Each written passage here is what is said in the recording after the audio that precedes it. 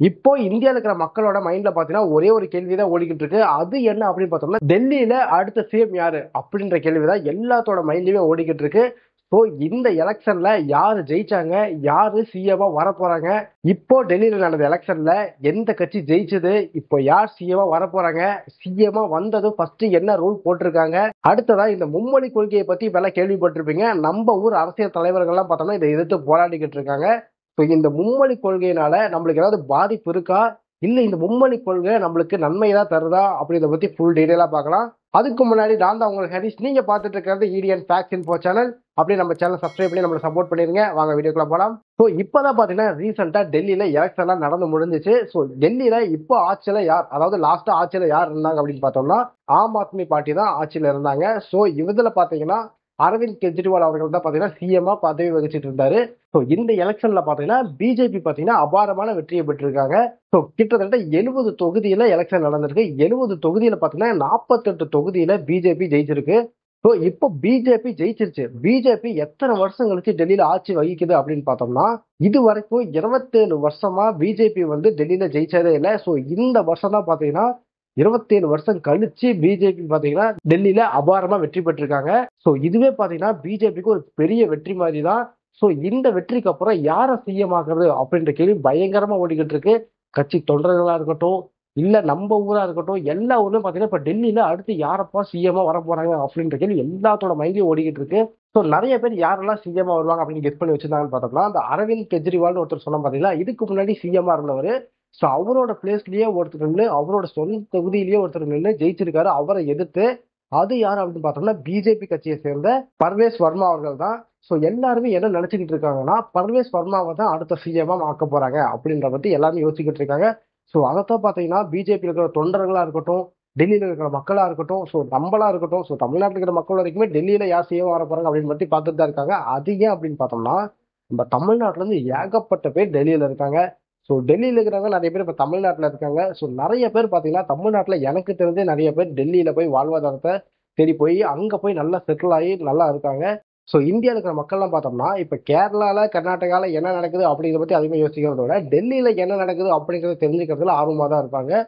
So இப்போ இந்த டெல்லியில சிஎம்கான ரேஸ் நடந்துகிட்டு இருக்கு. ஸோ இந்த ரேஸ்ல யாரை பிஎம் மோடி செலக்ட் பண்ணியிருக்காரு அப்படின்னு பார்த்தோம்னா, ஒரு உமன் எம்எல்ஏவை செலக்ட் பண்ணியிருக்காரு.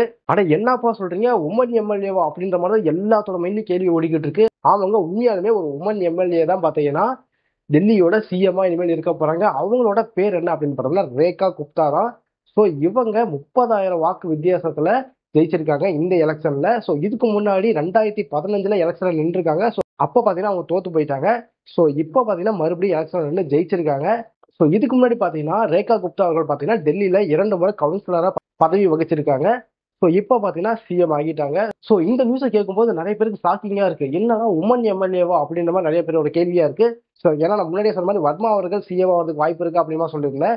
இப்ப என்ன திடீர்னு ரேகா குப்தா அவர்கள் சிஎம்னு சொல்லிட்டாங்க அப்படின்ற மாதிரி இருக்கும். ஸோ இது எல்லாமே பாத்தீங்கன்னா ஒரு கேம் பிளே மாதிரி தான். ஸோ இது வரைக்கும் டெல்லியில இருந்த சிஎம்ல பாத்தீங்கன்னா இவங்க தான் பாத்தீங்கன்னா 4th உமன் சிஎம்மா இருக்காங்க, ரேகா குப்தா அவர்கள் தான். ஸோ இது மூலியமா பிஎம் மோடிக்கு என்ன பெனிஃபிட்டா இருக்கும் அப்படின்னு நம்ம பார்த்தோம்னா, ஸோ இது மூலியமா பெண்களோட ஓட்டை நம்ம இனிமேல் அடுத்த எலெக்ஷன்ல வரப்போற எலெக்ஷன்ல அதிகம் வாங்கலாம் அப்படின்ற மாதிரி கெஸ் பண்ணியிருப்பாரு கண்டிப்பா. ஸோ இவங்களை வச்சு நிறைய பெண்களோட வாழ்வாதாரத்தை உயர்த்தலாம், அவங்கள வேலைக்கு வர வைக்கலாம், அவங்களுக்கு செக்யூரிட்டி ஏற்படுத்தலாம். ஸோ இந்த மாதிரி பல விஷயங்கள் அவங்க யோசிச்சிருப்பாங்க. ஸோ இதனாலதான் பாத்தீங்கன்னா ரேகா குப்தா அவர்களை சிஎம் ஆக்கியிருக்காங்க அப்படின்ற மாதிரி எல்லாருமே சொல்லிக்கிட்டு இருக்காங்க. ஸோ நேற்று தான் பாத்தீங்கன்னா ரேகா குப்தா அவர்கள் என்ன பண்ணிருக்காங்க அப்படின்னு பார்த்தோம்னா, கவர்னர் கிட்ட ஆட்சி அமைக்கிறதுக்கு உரிமை கேட்டிருக்காங்க. ஸோ இன்னைக்கு பாத்தீங்கன்னா கவர்னர் வந்து ஆட்சி அமைக்க வர சொல்லிட்டாரு. ஸோ இப்போ ரேகா குப்தா அவர்கள் சிஎம் ஆயிட்டாங்க. ஸோ இந்த வெற்றிக்கு அப்புறம் ரேகா குப்தா அவர்கள் என்ன சொல்லியிருக்காங்க அப்படின்னு பார்த்தோம்னா, ஒரு சாதாரண கட்சி தொண்டனா இருந்து இந்த அளவுக்கு நான் சிஎம்மா வந்திருக்கேன். ஸோ இதை பார்க்கும்போது மோடி என் மேல எந்த அளவுக்கு நம்பிக்கை வச்சிருக்கிறாரு அப்படிங்கிறது எனக்கு தெரியுது. அவர் நம்பிக்கையை நான் என்னைக்குமே வீணாக விட மாட்டேன்.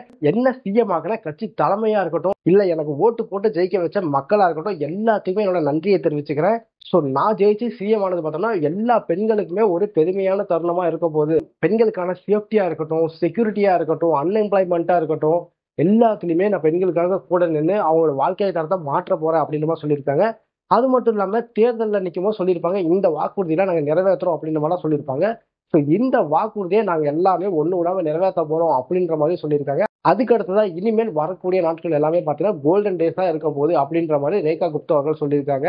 ஸோ ஃபர்ஸ்ட் வந்ததுமே இப்ப என்ன அறிவிச்சிருக்காங்க அப்படின்னு பார்த்தோம்னா, ஆம் ஆத்மி கட்சி பாத்தீங்கன்னா அவங்களோட வாக்குறுதியில நாங்க ஜெயிச்சிட்டோம்னா மாசம் மாசம் 2,100 ரூபாய் பெண்களுக்கு கொடுக்குறோம் அப்படின்ற மாதிரி சொல்லியிருந்தாங்க. சோ நம்ம ஊர்ல எப்படி மு.க. ஸ்டாலின் அவர்கள் வந்து பெண்களுக்கு 1,000 ரூபாய் தராங்க பாத்தீங்களா, அந்த மாதிரி. சோ இப்போ இவங்க என்ன பண்ணிருக்காங்க அப்படின்னு பார்த்தோம்னா, அதாவது பாஜகவை சேர்ந்த ரேகா குப்தா அவர்கள் என்ன பண்ணிருக்காங்கன்னு பாத்தீங்கன்னா, நெக்ஸ்ட் மந்த் மார்ச் 8ல இருந்து பெண்களுக்கு பாத்தீங்கன்னா மாதம் மாதம் 2,500 ரூபாய் வர மாதிரி பண்ணியிருக்கேன் அப்படின்ற மாதிரி சொல்லியிருக்காங்க. சோ இது பாத்தீங்கன்னா எப்ப இருந்து அமலுக்கு வருது அப்படின்னு பார்த்தோம்னா மார்ச் 8, அதாவது வர மார்ச் 8ல இருந்தே அமலுக்கு வருது. அது எப்ப மார்ச் 8 அப்படின்னு நம்ம பார்த்தோம்னா, March 8 international women's day celebrate பண்ணப்படுது. சோ இந்த மகளிர் தினத்திலேயே இந்த அருமையான ஸ்கீம் அவங்க அறிவிச்சிருக்காங்க. சோ இது மூலியமா நம்மளுக்கு என்ன தெரியுது அப்படின்னு பார்த்தோம்னா, இந்த ரேகா குப்தா அவர்கள் வந்ததுக்கு அப்புறம் பார்த்தோம்னா கண்டிப்பா உமன்ஸ்க்கு ஒரு சூப்பரான சாய்ஸா இருக்க போது. அவங்களோட வாழ்க்கை தரத்தை கண்டிப்பா மேல கொண்டு போவாங்க அப்படிங்கிறது தெரியுது. அது மட்டும் இல்லாம மோடி அவர்களும் அதான் பிளான் பண்ணியிருக்காரு. உமன்ஸோட ஓட்டை நெக்ஸ்ட் எலெக்ஷன்ல அதிகமா வாங்கணும் அப்படிங்கிறது தான்.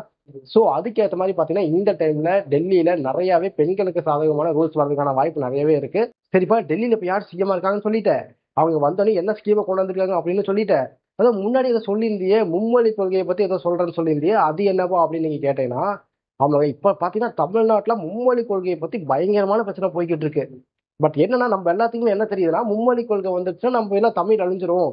ஹிந்தி வந்து நம்ம தமிழ்நாடு ஃபுல்லா வந்துடும். நம்ம தமிழை மறந்து ஹிந்தியில பேச ஆரம்பிச்சிருவோம். சோ இது மூலியமா பாத்தீங்கன்னா மோடி அவர்கள் ஜெயிச்ச மாதிரி ஆயிரும் அப்படின்னு நம்ம எல்லாருமே நினைச்சுக்கிட்டு இருக்கோம். அது நம்மளோட தப்பு இல்லைங்க. நாம அப்படி நினைக்கணும்னு சொல்லி நம்மளுக்கு மேல இருக்கிற கட்சிக்காரங்களா இருக்காங்க பாத்தீங்களா, அரசியல்வாதிகள். அவங்க வந்து நம்மளுக்கு அதை தான் சொல்றாங்க.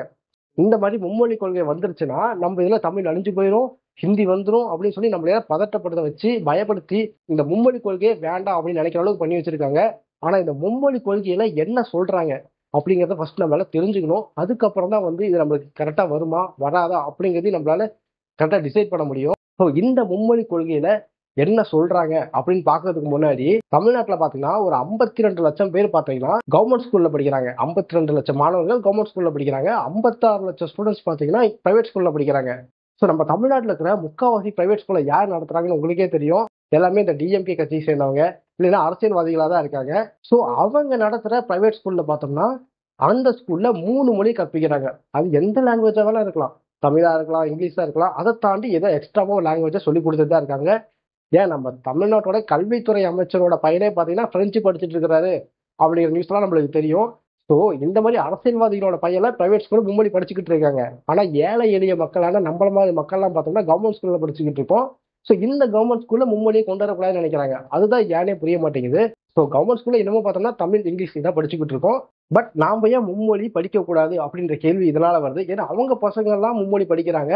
அப்ப வந்து யாருமே எதிர்த்து பேசவே இல்லை. ஏன்னா அவங்க தான் இந்த ஸ்கூலை நடத்துறது. இன்னமும் சொல்ல போனா தமிழை வளர்க்குறேன்னு சொல்ற அவங்க ஸ்கூல்ல நம்ம போய் தமிழ்ல பேசினா ஃபைன் போடுறாங்க, தமிழ் பேசக்கூடாதுன்றாங்க, கேட்டுக்குள்ள என்ட்ரி ஆயிட்டு தமிழ் பேசக்கூடாதுன்றாங்க, வீட்டுக்கு வந்தாலும் அப்பா அம்மாட்ட இங்கிலீஷ் தான் பேசணும் அப்படின்னு சொல்லி வளர்த்துறாங்க. அப்படின்னு சொல்லி தான் கோச்சிங்கும் கொடுக்குறாங்க. சோ இவங்க வந்து தமிழ் அழிஞ்சிருன்னு சொல்றதுல எந்த ஒரு நியாயமும் கிடையாது. சரி, அப்படி நம்ம மும்மொழி கொள்கையில என்ன சொல்ல வராங்க அப்படிங்கிறத பத்தி பாத்திரலாம். சோ மும்மொழி கொள்கையில என்ன சொல்றாங்க அப்படின்னு பார்த்தோம்னா, நம்ம தமிழ்நாட்டுல ஃபர்ஸ்ட் லாங்குவேஜ் என்னவா இருக்கும்னா நம்ம ஸ்கூல்ல படிக்கும்போது நம்மளோட தாய்மொழியா தான் இருக்கும் அப்படின்ற மாதிரி சொல்லியிருக்காங்க. ஸோ நம்மளோட தாய்மொழி என்ன? தமிழ். ஸோ அந்த தமிழ் தான் ஃபர்ஸ்ட் லாங்குவேஜா இருக்கும். அதுவும் மேண்டேட்ரி, கண்டிப்பா தமிழை படிச்சே ஆகணும். ஓகேங்களா? அடுத்ததா செகண்ட் லாங்குவேஜா என்ன இருக்கும் அப்படின்னு பார்த்தோம்னா இங்கிலீஷ். இதுவும் மேண்டேட்ரி. இதை வந்து யாரும் மாற்ற முடியாது. ஸோ தமிழ், இங்கிலீஷ்ங்கிறது எல்லா ஸ்டூடெண்ட்டுமே எல்லா மாணவர்களுமே படிச்சே ஆகணும். அடுத்து தேர்டா ஒரு லாங்குவேஜ் இருக்கு. அந்த லாங்குவேஜ் நம்ம எந்த லாங்குவேஜ் வேணாலும் சூஸ் பண்ணிக்கலாம். அது வந்து நம்மளோட இஷ்டம். அவங்க வந்து ஹிந்தியை தான் படிச்சாகணும் அப்படின்னு சொல்லி எந்த ஒரு ஸ்ட்ரிக்டான ரூலும் கிடையாது, எதுவுமே கிடையாது. ஹிந்தி வந்து ஆப்ஷனல் தான். அவங்க வேணும்னா ஹிந்தி எடுத்துக்கலாம். அப்படி இல்லையா வேற ஏதாவது லாங்குவேஜ் எடுத்து படிச்சுக்கலாம். மலையாளம் படிக்கணுமா மலையாளம் படிச்சுக்கலாம், தெலுங்கு படிக்கணுமா தெலுங்கு படிச்சுக்கலாம். ஸோ இதைத்தான் பார்த்தீங்கன்னா மும்மொழி கொள்கை சொல்லுது. பட் இங்க இருக்கிறவங்க என்ன சொல்றாங்கன்னா ஹிந்தியை தான் அவங்க படிக்க வைப்பாங்க, தமிழை மறக்க வச்சிருவாங்க அப்படின்ற மாதிரி சொல்றாங்க. ஸோ மும்மொழி கொள்கை வர்றது என்ன பொறுத்த வரைக்கும் நல்லதுதான். ஏன்னா மும்மொழி கொள்கை அரசியல்வாதிக்கு பசங்க படிக்கிற ஸ்கூல்ல இருந்துட்டு தான் இருக்கு. ஸோ அவங்க பசங்களும் அதை படிச்சுக்கிட்டு தான் இருக்காங்க. ஸோ இப்பெல்லாம் பார்த்தீங்கன்னா ஜாப்பனீஸ் படிக்கிற ஸ்டூடெண்ட்ஸ்க்கு ஏகப்பட்ட டிமாண்ட். ஏன்னா ஜப்பான்ல ஏகப்பட்ட வேலை வாய்ப்புகள் இருக்கு. ஆனா அங்க ஜாப்பனீஸ் தெரியாதனால யாரும் அந்த அளவுக்கு போய் சர்வே பண்ண முடியறது இல்லை. பட் ஜாப்பனீஸ் தெரிஞ்சவங்க எல்லாமே பார்த்தீங்கன்னா அங்க போய் ஈஸியா செட்டில் ஆயிடுறாங்க. ஓரளவு பேசிக்கான நாலேஜ் இருந்தாலே போதும், அங்க போய் ஈஸியா செட்டில் ஆயிடுறாங்க. ஏகப்பட்ட சேலரி வாங்கிட்டு இருக்காங்க. ஸோ அந்த மாதிரி அரசியல்வாதிக பசங்கலாம் பார்த்தீங்கன்னா ஃப்ரெஞ்சா இருக்கட்டும், ஜாப்பனீஸா இருக்கட்டும், ஃபாரின் லாங்குவேஜஸ் எல்லாமே படிச்சுக்கிட்டு இருக்காங்க. பட் நாம இன்னமும் தமிழ், இங்கிலீஷ் இதை மட்டும் தான் படிச்சுக்கிட்டு இருக்கோம். ஸோ நாமளும் கவர்மெண்ட் ஸ்கூல்ல படிக்கிற பசங்களும் ஃபாரின் லாங்குவேஜ் படிக்கலாம், தேர்ட் லாங்குவேஜ் ஒன்று சூஸ் பண்ணி படிக்கலாம். அப்படிங்கிறதுல எந்த ஒரு தப்புமே இல்லையே. ஸோ இதைத்தான் பார்த்தீங்கன்னா இப்போ அண்ணாமலை அவர்கள் சொல்லியிருக்காரு. அவர் என்ன சொல்லியிருக்காரு அப்படின்னு பார்த்தோம்னா, கவர்மெண்ட் ஸ்கூல்ல இருக்கிற படிக்கிற பசங்களுக்கு மட்டும் 2 லாங்குவேஜ் தான் படிக்கணும் அப்படிங்கிற மாதிரி சொல்றீங்க. இதே உங்க பசங்களை மட்டும் எதுக்கு நீங்க 3 லாங்குவேஜ் படிக்க வைக்கிறீங்க அப்படின்ற மாதிரி கேள்வி எழுப்பியிருக்காரு. ஸோ மும்மொழி கொள்கை அப்படிங்கிறது முதல்ல நம்ம என்னன்னு தெரிஞ்சுக்கணும். முதல்ல ஒரு ரூல் நம்ம தமிழ்நாட்டுக்கு வருது அப்படின்னா அந்த ரூல் என்ன நம்மளை தெரிஞ்சுக்கவே விட மாட்டேங்கிறாங்க.